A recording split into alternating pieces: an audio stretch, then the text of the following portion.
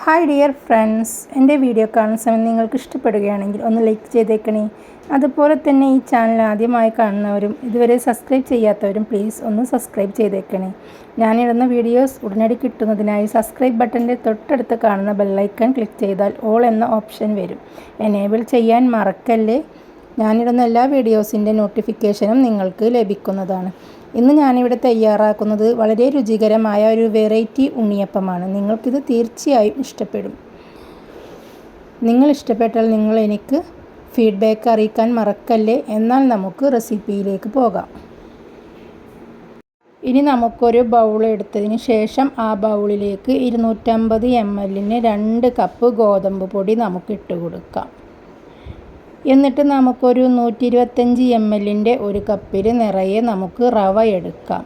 ആ റവ കൂടി നമുക്കിതിലേക്ക് ചേർത്ത് കൊടുത്തതിന് ശേഷം ഇതിലേക്ക് 1 ടേബിൾ സ്പൂൺ എള്ള് ചേർത്ത് കൊടുത്ത് നന്നായിട്ട് തന്നെ നമുക്കൊന്ന് മിക്സാക്കി കൊടുക്കാം.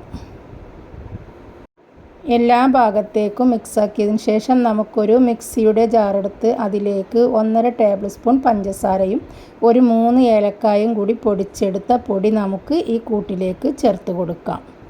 എന്നിട്ട് നമുക്കിത് നന്നായിട്ട് തന്നെ ഒന്ന് മിക്സാക്കി എടുക്കാം. ഇനി ഒരു 5 അച്ച് ശർക്കര 1/4 കപ്പ് വെള്ളമൊഴിച്ച് നമുക്കൊന്ന് ഉരുക്കിയെടുത്ത് മാറ്റി വെക്കാം. ഞാനിത് ഇവിടെ കാണിച്ചിട്ടില്ല. ഉരുക്കിയെടുത്ത് വെച്ച നമ്മുടെ ഈ ശർക്കരപ്പാനി നമുക്ക് അരിച്ചെടുത്തിട്ട് ഇതിലേക്ക് കുറേശ്ശെ നമുക്ക് ഒഴിച്ച് കൊടുത്തിട്ട് ഇതുപോലെ ഒന്ന് മിക്സാക്കി എടുക്കാം. ഇനി പഞ്ചസാര പൊടിച്ചെടുത്ത അതേ മിക്സിയുടെ ജാറിലേക്ക് നമുക്കൊരു 4 മൈസൂർ പഴം നമുക്ക് ഇട്ട് കൊടുക്കാം. അത് നല്ല പേസ്റ്റ് പോലെ നമുക്കൊന്ന് അരച്ചെടുക്കാം. ഇനി നമുക്ക് അരച്ചെടുത്ത നമ്മുടെ ഈ പഴം നമുക്ക് ഇതിലേക്ക് ഒഴിച്ചു കൊടുക്കാം. നമ്മുടെ ഈ റവയും ഗോതമ്പും ശർക്കരയും ഒക്കെ ഒഴിച്ച് വെച്ച ഈ കൂട്ടിലേക്കിട്ട് നന്നായിട്ട് തന്നെ നമുക്ക് മിക്സാക്കി കൊടുക്കാം. ഇപ്പോൾ വളരെ കട്ടിയിലാണ് ഉള്ളത്. അപ്പോൾ ഇത് നമുക്ക് കുറച്ച് ലൂസാക്കി എടുക്കണം. അതിനായിട്ട് വീണ്ടും നമുക്ക് ശർക്കര പാനി ഉരുക്കിയത് നമുക്ക് ഇതിലേക്ക് കുറേശ്ശെ ഒഴിച്ച് ലൂസാക്കിയിട്ട് എടുക്കാം. ഇതിലേക്ക് ഒരു നുള്ള് ഉപ്പ് വേണമെങ്കിൽ നമുക്ക് ഇട്ട് കൊടുക്കാം കേട്ടോ, മധുരമെല്ലാം ബാലൻസ് ചെയ്യാനായിട്ട്. കണ്ടോ, ഇതുപോലെ ശർക്കര ഉരുക്കിയത് കുറച്ചുകൂടി ഒഴിച്ചിട്ട് ഒരു ഉണ്ണിയപ്പത്തിൻ്റെ കൂട്ടുന്ന രീതിയിൽ തന്നെ ഇത് നമുക്കൊന്ന് കലക്കിയെടുക്കാം. അധികം ലൂസാവാതെ വളരെ പെർഫെക്റ്റായിട്ട് തന്നെ നമുക്കിത് കൂട്ടിയിട്ട് വെക്കാൻ കഴിയും. ഇങ്ങനെ കൂട്ടി ഒരു 5 മിനിറ്റ് നമുക്ക് മാറ്റി വെക്കാം. ഇനി ഒരു പാൻ അടുപ്പിലേക്ക് വെച്ചതിന് ശേഷം നമുക്കതിലേക്ക് ഒരു 3 ടേബിൾ സ്പൂൺ നെയ്യ് ഒഴിച്ചു കൊടുക്കാം. പശുവിൻ നെയ്യ് ഒഴിച്ചു കൊടുത്തതിന് ശേഷം നമുക്കിതിലേക്ക് തേങ്ങ കൊത്ത് വളരെ ചെറുതായി അരിഞ്ഞെടുത്തത് നമുക്കിതിലേക്കിട്ട് ഒന്ന് ഫ്രൈ ചെയ്തെടുക്കാം കേട്ടോ.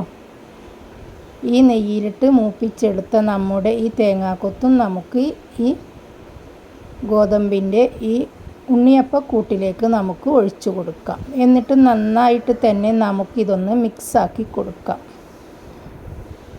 ഇങ്ങനെ ഒരു മിക്സാക്കിയതിന് ശേഷം ഒരു 10 മിനിറ്റ് നമുക്കിതൊന്ന് അടച്ചു മാറ്റി വെക്കാം.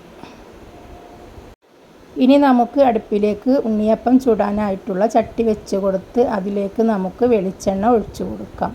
നിങ്ങളുടെ കയ്യിൽ വെളിച്ചെണ്ണയോ ഓയിലോ ഏത് വേണമെങ്കിലും നിങ്ങൾക്ക് ഒഴിക്കാം. വെളിച്ചെണ്ണ ചൂടായി വന്നു കഴിഞ്ഞാൽ ഇതുപോലെ ഓരോ സ്പൂണിൽ നമുക്ക് മാവ് കോരിയെടുത്ത് ഈ കുഴിയിലേക്ക് നമുക്ക് ഇതുപോലെ ഒന്ന് ഒഴിച്ചു കൊടുക്കാം. എല്ലാ കുഴിയിലും ഇതുപോലെ ആക്കി കൊടുത്തതിന് ശേഷം തീ മീഡിയം ഫ്ലെയിമിലേക്ക് നമുക്ക് മാറ്റി കൊടുക്കാം. ഉള്ളൊക്കെ വേവാനായിട്ട് സമയമെടുക്കും. തീ ലോ ഫ്ലെയിമിലും നമുക്ക് മാറ്റി കൊടുക്കാം. ഉള്ളൊക്കെ വെന്തതിന് ശേഷം ഇതുപോലെ നമുക്കൊന്ന് മറിച്ചിട്ട് കൊടുക്കാം. ഒരു പപ്പടക്കോൽ വെച്ചിട്ടാണ് ഞാനിവിടെ മറിച്ച് കൊടുക്കുന്നത്. ഇതുപോലെ നിങ്ങളും ഇതുപോലെ തിരിച്ചിട്ടൊന്നും മറിച്ചിട്ടും ഒക്കെ ഇട്ട് കൊടുത്ത് നന്നായി വെന്തതിന് ശേഷം നല്ല ബ്രൗൺ കളറായിട്ട് വരുമ്പോൾ നമ്മുടെ ഉണ്ണിയപ്പം നമുക്ക് കോരിയെടുക്കാം. വളരെ രുചികരമായ ഒരു ഉണ്ണിയപ്പമാണിത്. നിങ്ങൾ ഇതുപോലെയൊക്കെ ഒന്ന് തയ്യാറാക്കി നോക്കൂ. കുട്ടികൾക്ക് ഒരുപാട് ഇഷ്ടപ്പെടും. എന്നിട്ട് നിങ്ങൾ ഇതിൻ്റെ ഫീഡ്ബാക്ക് എന്നെ അറിയിക്കാൻ മറക്കല്ലേ. മൈദമാവ് മാത്രം വെച്ചിട്ട് ഉണ്ണിയപ്പം ഉണ്ടാക്കാതെ അരി അരച്ചിട്ടും നമുക്ക് ഉണ്ണിയപ്പം ഉണ്ടാക്കാം. അതല്ലാതെ ഇങ്ങനെയും നിങ്ങൾ ഒന്ന് ട്രൈ ചെയ്ത് നോക്കൂ. നിങ്ങൾക്കിത് തീർച്ചയായും ഇഷ്ടപ്പെടും. വളരെ രുചികരമായ ഒരു ഉണ്ണിയപ്പമാണിത്. എന്നിട്ട് നിങ്ങൾ ഇതിൻ്റെ ഫീഡ്ബാക്ക് എന്നെ അറിയിക്കാൻ മറക്കല്ലേ. നിങ്ങൾ ആദ്യമായിട്ടാണ് എൻ്റെ ചാനൽ കാണുന്നതെങ്കിൽ പ്ലീസ് ഒന്ന് സബ്സ്ക്രൈബ് ചെയ്ത് സപ്പോർട്ട് ചെയ്തേക്കണേ.